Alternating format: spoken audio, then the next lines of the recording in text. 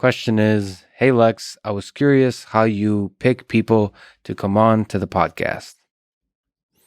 I think this process is actually quite difficult and it evolved over time.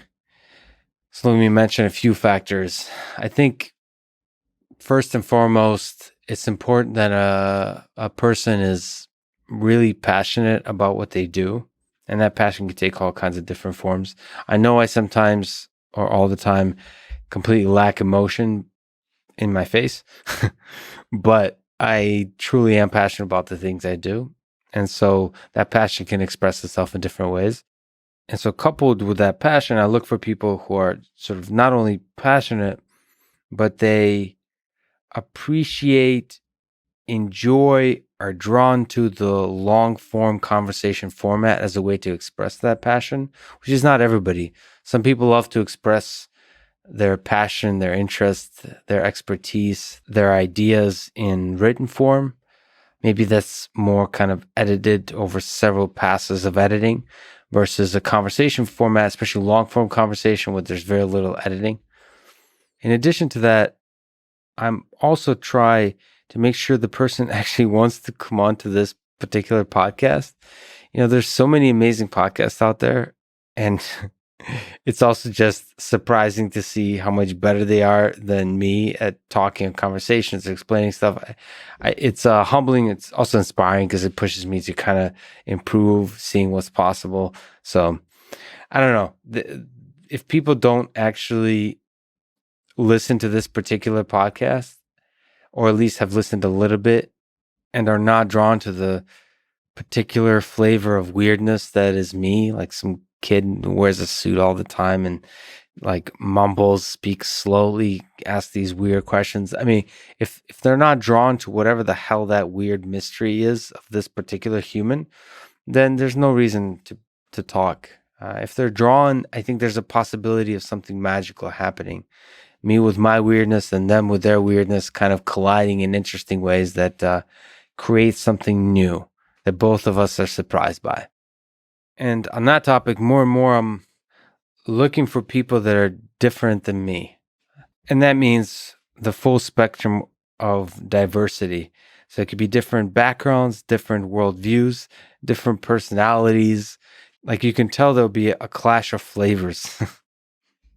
It's like chocolate and salt. But it can also turn out to be like a pineapple pizza that actually some people love, but I don't understand. It doesn't make any sense. Why? It doesn't make any sense. So it could be, taking that risk of embracing that clash in the chemistry can sometimes result in a pineapple pizza. So there's a cost to that risk, but I seek it out more because I think that's the possibility of some magical experience, of a magical conversation. And on that topic, I should mention there's this kind of idea of platforming, which is I've been fortunate enough to have sort of enough listeners and viewers that the question of platforming even comes up. Meaning, if you have this kind of guest with these kind of controversial viewpoints, why give them a platform that's further spreads their viewpoints? And I understand, I empathize with this kind of view, but I don't like it because to me, if I'm successful, now that's the problem. I'm not very good at this thing, especially in challenging conversations. So, but if I'm successful, the tension in worldviews, the tension in personalities, the clash will create wisdom. So I really want to talk to very challenging people. I want to have really difficult conversations. And that means talking to people that are at the outskirts of society. I think it's something that I'm thinking about a lot. It's important to say that I'm not afraid of being canceled. I do think I'm afraid, or perhaps the better word is concerned, about doing a terrible job on a important, difficult conversation where as a result of me doing a terrible job, I don't add love or knowledge or inspiration to the world, but fuel further division. Not because of the guest I have on, but because of my failure to catalyze and like steer an inspiring conversation. I see my skill in conversation as not, I don't know how to put it nicely, but not very good. I'm striving to improve constantly. So some of the guest selection has to do with the difficulty of the conversation and how prepared I am for that level of difficulty. I think the way I think about difficult conversations is some of them might take years to prepare for, just intellectually. There's certain people and certain spaces of ideas that takes a lot of time. You have to remember that I'm just an engineer. I have a set of things that preoccupied my mind for years, and there's a lot of difficult topics that I just won't do a good job of. So part of it is I have to work hard to learn more, to kind of constantly look outside the Overton window to try to explore difficult ideas, and at the same time build enough sort of reputation-driven freedom to take risks and make mistakes, or try to inspire people in the community to allow me, to allow each other, all of us to make mistakes in conversation. So it's the coupling of extreme, thorough preparation and allowing yourself to make mistakes. It's like excellence and not giving a damn combined. But overall, the thing I'm concerned about, and I take back the fear, I'm not afraid of it. I'm just concerned of doing a bad job of conversation.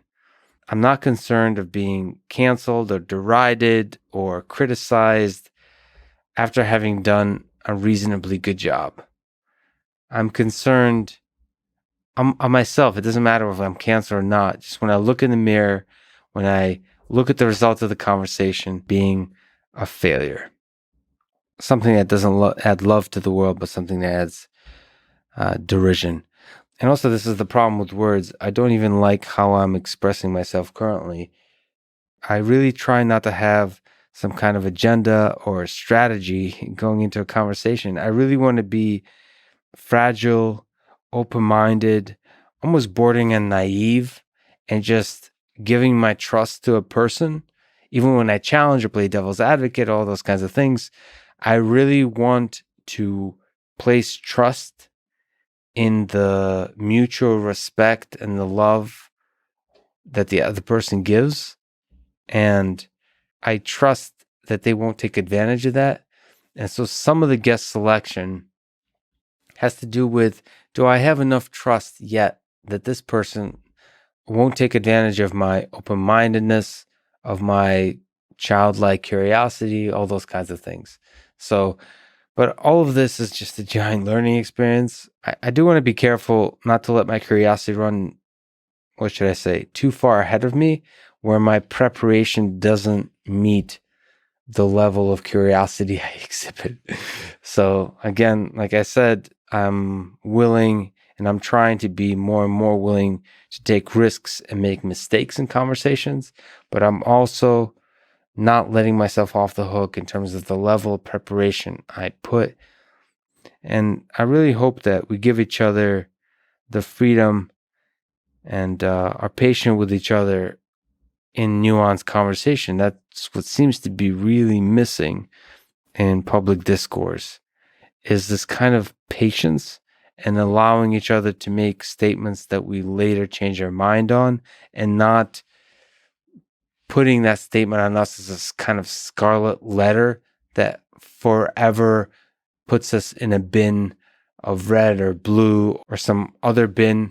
So I'm trying to navigate all of this while still being naive and open-minded as best I can.